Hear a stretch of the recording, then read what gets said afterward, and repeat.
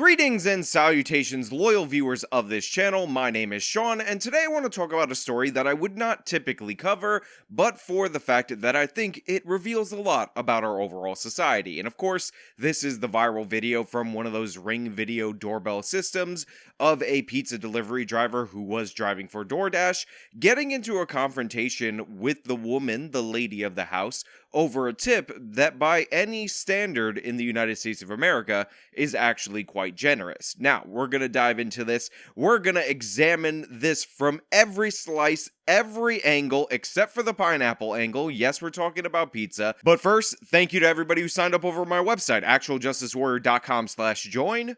Give me the money. Give me the money.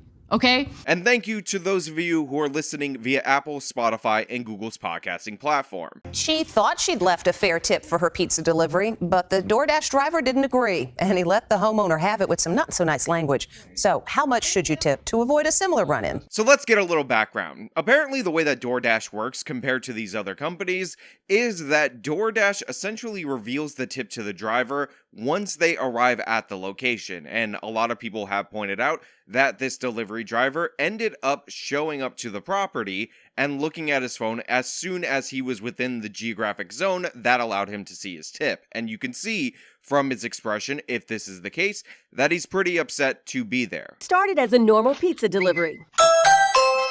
The delivery guy hands over the pizza, but he's clearly not happy with his tip, and he has some strong words for the homeowner. I just want to say, it's a nice house for a $5 tip. You're welcome. Now, this is the interaction that has caused a bit of debate across the nation on whether or not it was warranted, but to give you some context, it appears that the order itself was in and around $20, and the tip that was presented was actually a $5 tip. And for those of you who are not very good at the maths, this would be a 25% tip on a $20 bill, which by any stretch would be a decent tip. Now, we don't know how far this DoorDash driver had to actually drive in order to get this pizza to this location. We don't know whether or not he had trouble at the restaurant or any of the things that led up to this that could lead up to this human reaction, but I do want to point out that I think this is totally and completely unwarranted. Now, I'm in a position in my life where thanks to you guys who support this channel, who watch these videos, that I can leave generous tips and look like an A+ great guy, but in reality, in actuality, that's just you guys, and I'm worried if I get recognized and somebody says I left a terrible tip, that they're going to dox me on the internet, and then all of my audience will leave me overnight. So I'm kidding about that last part. Obviously, I'm not worried about being recognized, especially when I order through a delivery service or from a local area where they send the same delivery guy that I've been encountering for years. However, I do actually care about people who work these kind of jobs. I've never actually been a tipped worker in my life, but I did work in a fast food joint. I absolutely hated it. I quit very quickly from working in that fast food joint. That was rude. The total cost of her order of breadsticks and a medium pizza, $22.78. So the $5 she gave the DoorDash delivery guy comes out to a 22% tip. So I can only imagine these food service positions and how bad they actually are, and especially when you're not really on a set wage and you're having to put miles on your car, a car that they might be leasing, since the American people are absolutely crazy in terms of how they finance vehicles in this country. And I get all of those factors with gas, high cost of living, could allow somebody like this to be very upset about the situation that he was found in. That being said, I think it's wildly inappropriate the way that he acted. I have to be clear about that. There's no ambiguity about it. He says something really snarky. If you've ever heard the phrase, you catch more flies with honey than you do with whatever poison, apparently I haven't heard the phrase, then this was clearly and obviously not applied here, and a lot of people have speculated that maybe this was done because he was expecting a cash tip at the place, which, by the way, is something that you can do for these people who work through here, because honestly, I don't trust the idea that Uber or DoorDash or any of these companies are actually delivering this. On top of that, I don't know if you guys are aware of this, but if you gave somebody cash and theoretically they happen to forget to report that cash tip to the IRS, then it would be much easier for them to not be taxed on that cash. Now, I, of course, would never advise you to do anything like that. By federal law, you are required to report all of your tips in order to get an income tax bill for that so that they could take their pound of flesh from you. But theoretically and metaphorically, if you had cash, it would actually be easier for you to not report that. Again, hypothetically and theoretically and metaphorically. But this leads to a broader conversation that I want to get into, and that is about tipping overall. So I'm big, like I said, on tipping a generous amount to the servers that I encounter. First of all, I'm not really going out and spending a ton of money at restaurants. I go to the poor's restaurants because I grew up as a poor's, and when you're at the poor's restaurants, you could seem like a bit of a high roller if you leave a little extra money there. On top of that, there's a lot of staffers at restaurants. Again, I'm just being honest. I'm just telling the truth. That happen to be Hispanic. I'm Hispanic. My lady's Hispanic. She speaks Spanish, and oftentimes she's able to work out a couple of extra perks just by being friendly to those people. And because I want to reward them for being kind, maybe bringing us an extra dessert, any of the other shenanigans that I'd be getting away with at the restaurant because my lady has command over the Spanish language, I want that to be represented. So I'm a big believer in tipping generously. I'm a big believer in when you go out to the restaurant, you keep the tip amount in cash, so that way you can leave it in case, something happens and they forget to report it to the IRS for taxation. But that being said, tipping is totally out of control in this country. Tipping is completely ridiculous because what we're seeing now is regular places that you go to eat. When you go to purchase it at the counter, there is no service rendered, and all of a sudden, there's a tip counter being put forward in front of your face that looks like this. Yeah, I'm not about that, and I'm especially not about that when it says in big bold letters 20, 22%, and 25% as the starting point when I'm in a Dunkin' Donuts, and all you did was grab a donut from behind you and hand it to me and didn't even warm it up. I don't think you deserve a 25% tip with that, and again, I'm not saying you're not working hard, but you are in a salaried position, and I don't like this conflation between salaried positions or waged positions that are paying the federal minimum wage or your state's minimum wage, and the positions that are actually dependent on tips, where people actually provide service to you, that are getting mixed in with there. On top of that, in a lot of these instances, when you're paying with your card, and I know this because I had a relative that worked in the food service industry, those tips often get garnished, especially there, because the employer will often make the case that, oh, well, since you're being paid hourly, that's just something that happens to show up on the POS system, and if they happen to give it, you're being paid hourly, so don't worry about it. Don't even acknowledge that it's there. That's your problem. I'm gonna take that money, you sucker. Bare minimum for delivery, you want to be tipping anywhere from 10 to 15%. Now, if you've got a really small order, you should not be tipping any less than $3 to $5 for delivery. Which is exactly what Lacey did. And she has this message for her unhappy pizza guy. If you didn't like it, then I'm sorry. Maybe go find a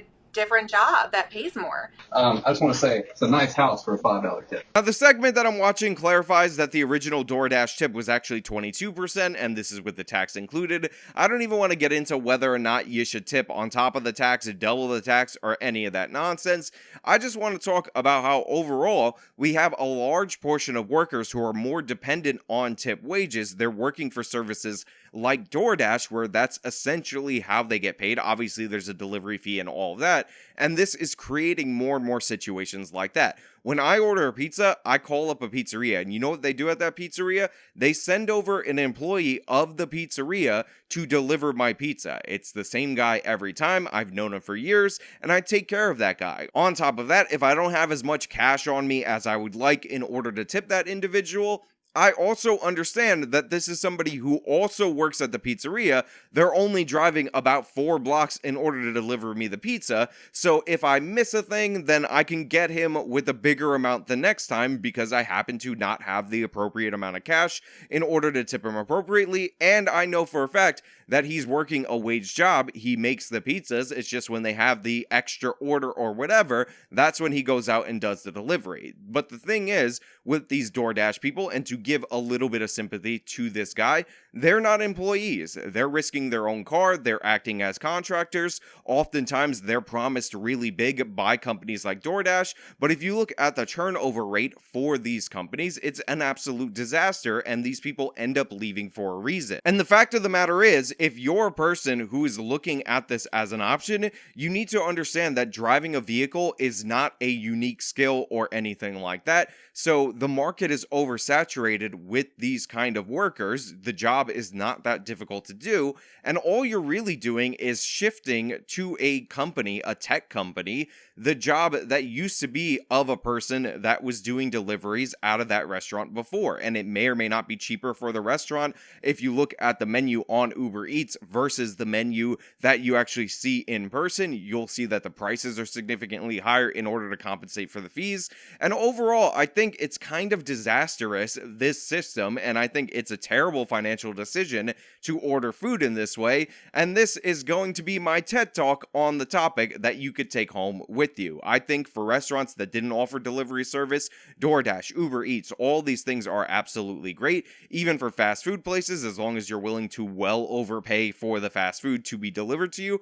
Also, good thing, because you don't want to get out and go get the food. But when we're talking about pizzerias, when we're talking about mom and pop places that used to have their kid do the driving or somebody else, I think it's a disaster. I think it creates situations like this. And while this story is a very interesting entry point for this conversation, it is very important for us to acknowledge the reality that we're only paying attention to this mild dispute because it was caught on video and it happened to go viral. The people that are trying to figure out who this person is go after him. They already got him fired from the job, although I think the woman might have gotten him fired for the job because of the way that he acted. And by the way, that is deservedly so. Need to stop there. You don't have to actually go after and ruin this guy's life, make him unemployable in the future. We don't know what was happening that day. We don't know how dependent he was on this, and we don't know anything about him other than the fact that in this moment he felt entitled, said something stupid, and again, but for the video doorbell system, we would not have heard it. This would have been a regular interaction. It would have been a story that lady told her friends. It doesn't actually need to be national news. Everybody should leave this guy alone. He has suffered the consequences enough. If you want to focus on the broader conversation around tipped workers, around DoorDash, around Uber Eats, around the way that people interact with one another, around the change in pizza delivery where it used to be an employee at the restaurant versus what we have now, that's fine. That's interesting. That's something that we can focus on. But in this instance, we should just let it go beyond this point. He did the thing. It happened. Everybody needs to calm down. It's not the end of the world. You don't have to be vicious and nasty to some random person who, again, just got fired from a job that doesn't pay particularly well just because you felt personally offended in the moment. Remember, it takes no energy, no effort for you to send the mean tweet, for you to leave the mean comment, for you to trash this individual,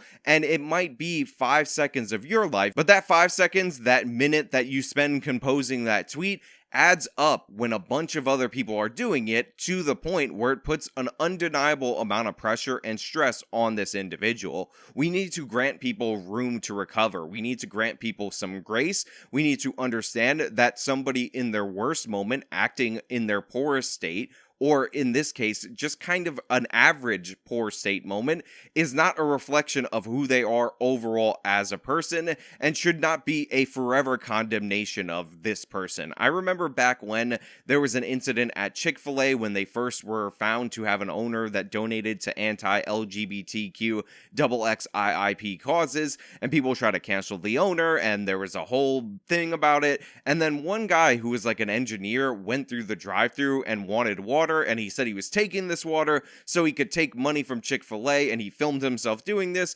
because he wanted to cost the anti-gay company money. And all of a sudden, the mob turned on that guy specifically because even though he had the appropriate righteous opinions, even though he was super pro LGBT, I think it was just gays back then, even though he was super pro gay marriage to the point where he wanted to stand up for it, in reality, he was taking water, filming a drive-thru employee, and then bragging about it, and then posted it on social media, and that wasn't a good look. Well, that guy ended up being basically unemployable for years after that. That is not where we need to be in this country. We don't need to participate in it. I know a lot of people call it cancel culture, but what it really is just vengeance culture, a bloodthirsty online sphere of people who don't interact with people who have probably acted worse in person, and it was never caught on video, who are unwilling to reflect on their poorest moments, which are significantly worse than the moment being highlighted in the video. But hey, those are just my thoughts. Let me know your thoughts down in the comments below. If you liked the video, show them by leaving a like, subscribe for more content, follow me on all my social media, support me via the support links in the description of this video. This has been me talking about the pizza tip thing. Till next time.